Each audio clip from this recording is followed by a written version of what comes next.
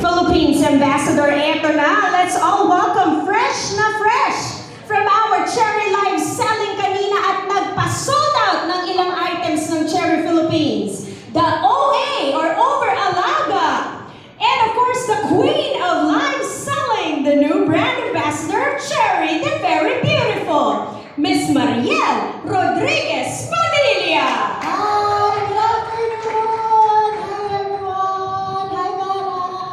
Hi, Mami Ma. Siyempre, na-stuck din kami lahat, di ba? Hi! Magandang hapon po everyone! Hi Mommies! Hi Cherry fam! Hello!